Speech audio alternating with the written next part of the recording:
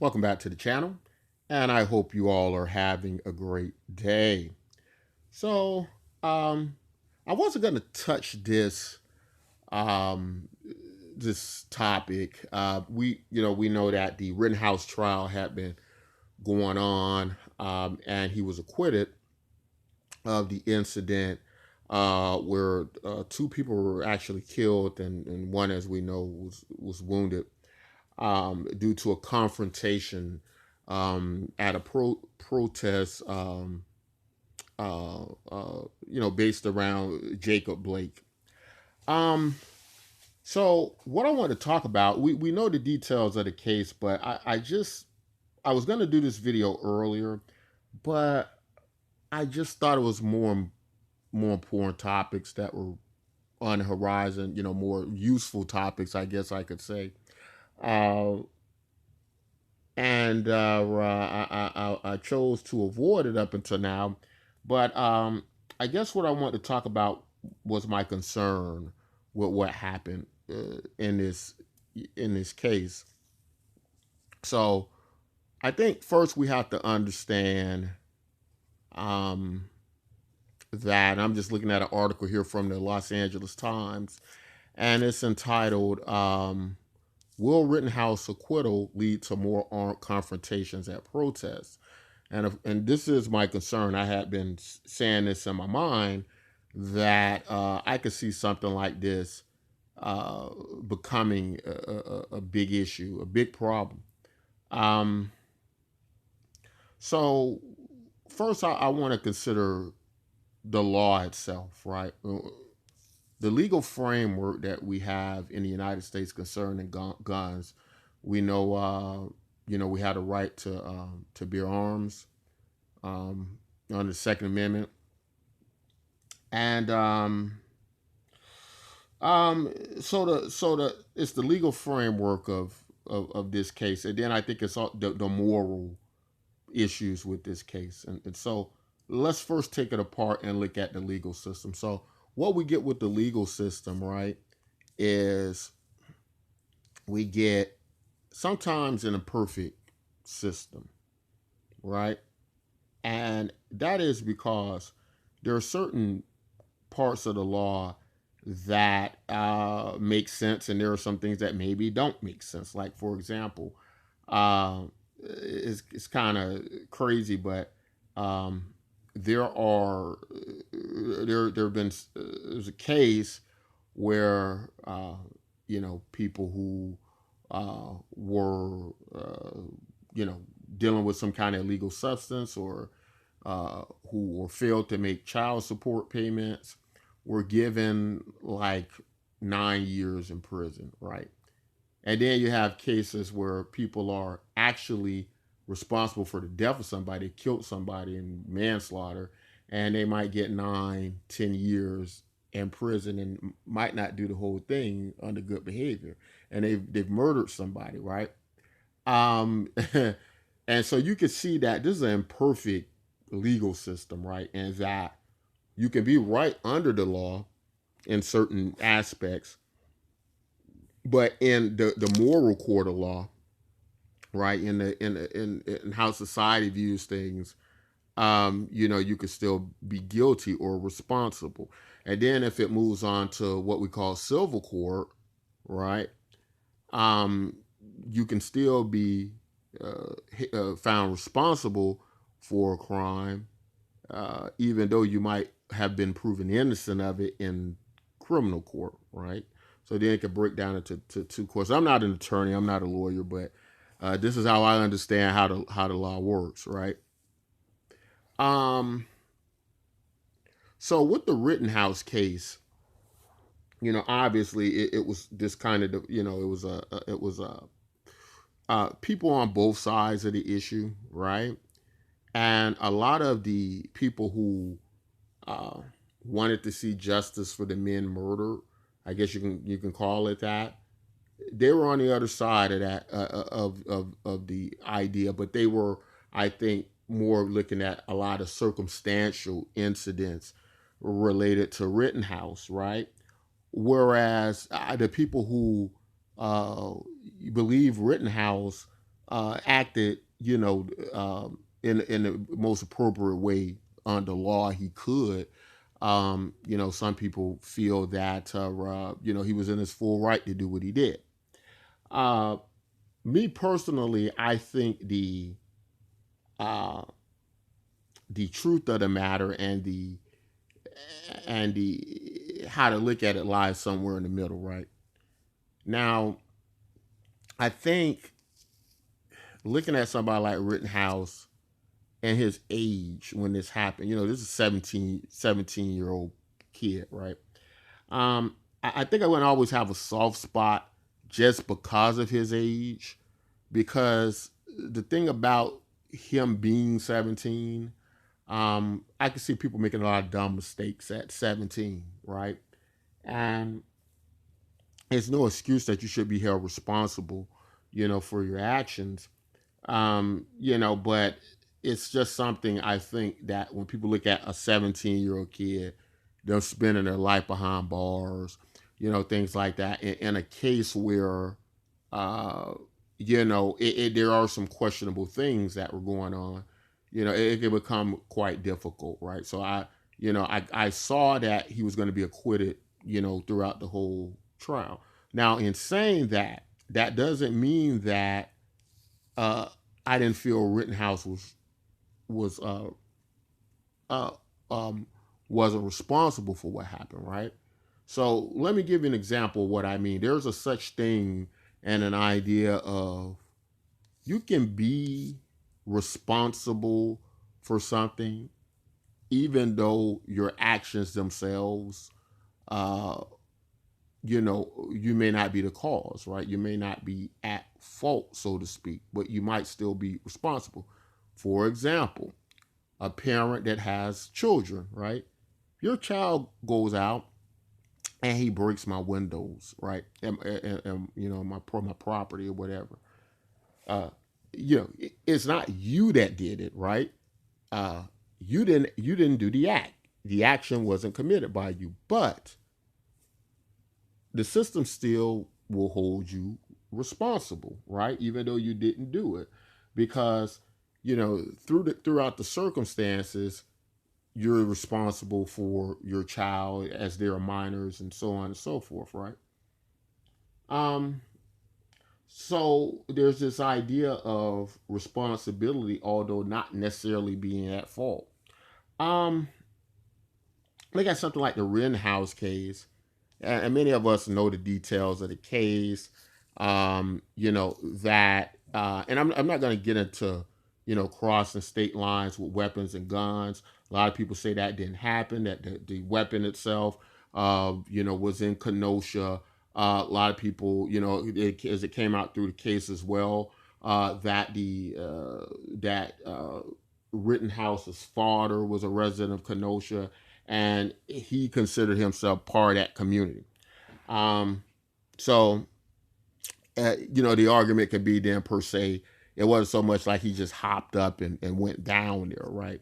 So I'm not going to get into that. But what I will say is that um, there is a certain moral responsibility in the way that I think people approach a situation, specifically when it comes to protection of property, right?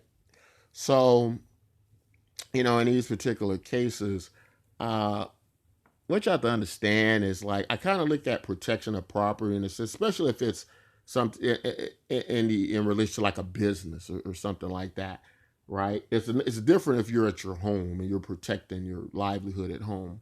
But in the idea of a business, let me try to relate it to a vehicle, right? Let's say that you're in your car and somebody's trying to steal your car, and you can get away while they're trying to steal your car. You're not necessarily in any danger per se, but you choose to stay and fight off a carjacker or something like that, right? And what's happening in that case is that you're under the idea you're protecting your property, but the thing about it is you're protecting your property and you're creating a very unsafe situation for yourself and maybe people around you, right? So, in a sense, you could be responsible for protecting your property for the endangerment of the people around you or even yourself, right? And I think in that case you have to kind of weigh the decision you're making as, is replaceable property that's probably insured as well, uh, is that worth many of the outcomes that come about through it? And that's a personal question you have to answer. I don't know what everybody's value systems are, right? Some people might be willing to die over over a car, or some type of audio equipment, or whether it be whatever the case may be, some inanimate object or whatever. Some people might, in their value system, be willing to risk those things. But my great concern in the Carl Rittenhouse case, with all these circumstantial things about him going down there to protect property, that my understanding was that the people who owned the property, didn't directly ask him to come down and protect it. Um, and in many cases, throughout some of the video evidence, it was people just protecting people's property that didn't ask for it, and they were on the streets with guns, and at some points not even on the property, right? So what's happening when they're out in the streets with the protesters with these guns? You're going to get a lot of intimidation, and you're going to possibly get provocation, right? And that's what was going on, right? I think, overall, in those type incidents as well, is there is I think a certain, uh, uh, I think there's a certain outcome that could be expected in these situations, right? If you're going to a hot spot where there's been some big high profile incident with police accused of you know basically harming citizens, and as in the Jacob Blake case, paralyzing him, gunning him down, even though he was shown not to be create any danger in the situation, and the many other non-lethal means police officers had ample time to use to stop him from walking all the way to his car. Um, Anytime you're running into a hot spot like that, I have to believe that you are expecting a possible outcome where you're going to have to shoot somebody, and people are probably going to die, right? I'm assuming that that's come up in your thought process, right? The big issue with the Rittenhouse case is that,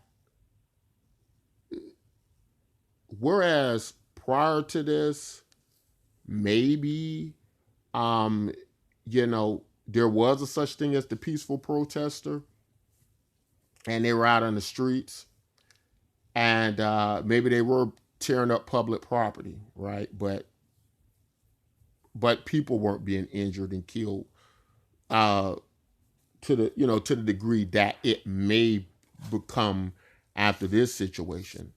Because I guess what I'm getting at here is that you're probably now going to see many of these protesters, when they go out, they're going to be armed, right?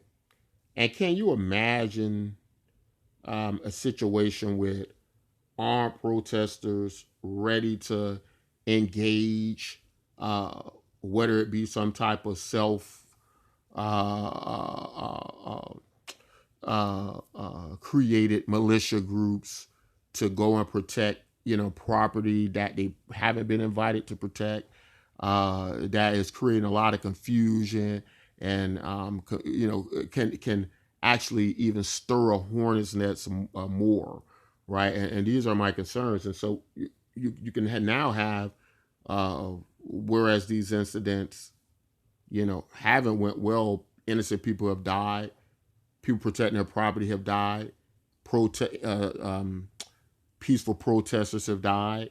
Now you could have a bloodbath of armed protesters shooting against these militia groups, and I call them militia groups. I don't really know what else to call them, because these groups of people, they do organize and they go way across state lines to do things that the police department haven't liaison with them to do. So if it was on the up and up, and let me just give this example as well. If they were going to do something like that, and they called up the police, department, or the police force, or some security force, or whatever you want to call it, and they said, well, we would like to liaison with you guys, and they had some training for that as well, and maybe the police could deputize them, or maybe they could just kind of work hand in hand as a security force with the police under certain guidelines. That would be one thing, and I think that could be looked at in a favorable way. But we know the reality of these situations is that some of these people in these groups, to stir up the hornet's nest, are going to be militia groups. They're going to be racist, and I'm not saying Rittenhouse was any of that. It wasn't proven he was any of that. And, the jury acquitted him. And, the bottom line is, anytime you're pursuing somebody who has a gun, it's a bad idea. Never pursue someone who has a gun, right? They're going to think that it's going to look like you're endangering their lives, right? One way or the other. And so, these men lost their lives because they didn't heed that. But, because of all this confusion that could go along with this, if it's going to result in more people being harmed, than was before, then we haven't really solved the issue, right? Protecting inanimate objects and property that can be replaced, and people being killed and on the streets and bloodbaths is not a solution for these type of issues, right? The last thing I'm going to say about protesting in relation to this is that, like, for people who say, well, you're in your right to protect your property, you're in your right to if it comes to it, you're standing on your property, you got a gun in your hand, kill protesters that want to, destroy property. The thing you have to understand, I think, about many of the minds of the protesters is that, and this is kind of a common sense to understand this part as well, but think about if the only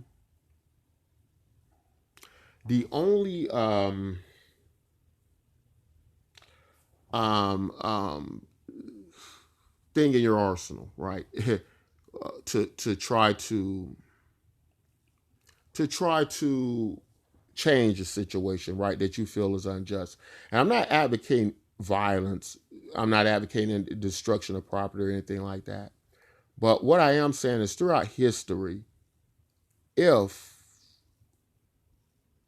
protesting, right, is the only thing in your arsenal to change a situation, never in history has that really been an effective method, right, without the other. Right now, I know some people will bring up a lot of nonviolent people throughout history, right? But oftentimes what go along with them is that other side, that counter group that is using violence in relation to, in addition to what they're doing on the nonviolent side, right? Because what can happen if protesters didn't destroy property, or wasn't the possibility they would, then,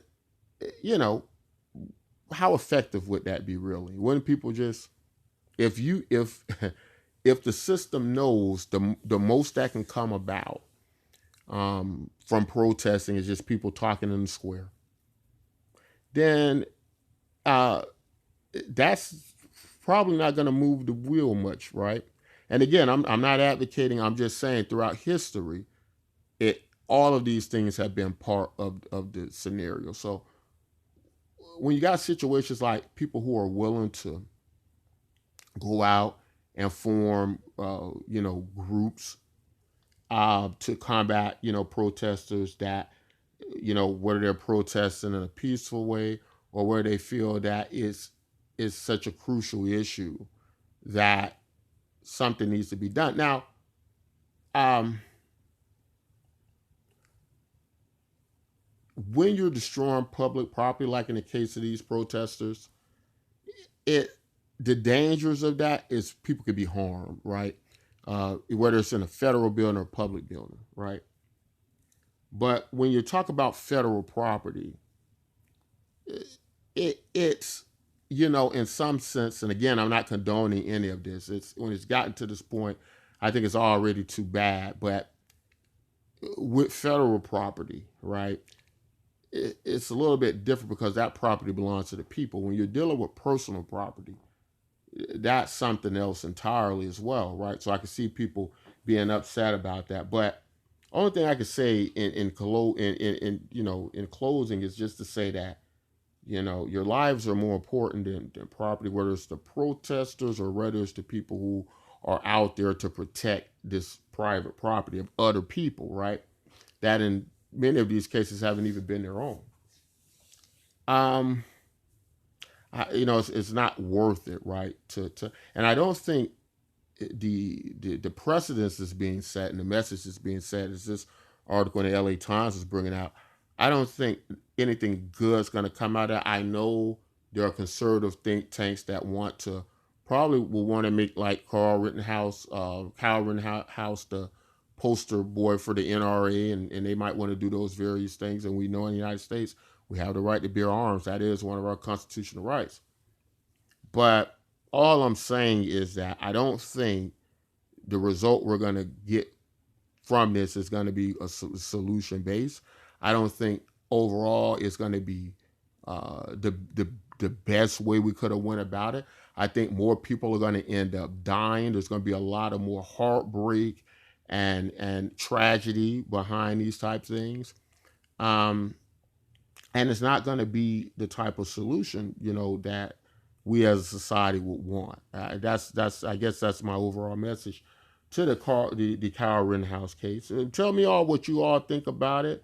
I hope I gave a fair view of how the law works. Why I felt he was innocent under law, but why I felt he was not. More when it comes to morals. I can see a lot of circumstantial things that created a lot of issues for Kyle Rittenhouse in his case. But that's all I want to say in this video. If you like content like this, don't forget to like, subscribe. Till next time, as always, take care of yourselves and each other.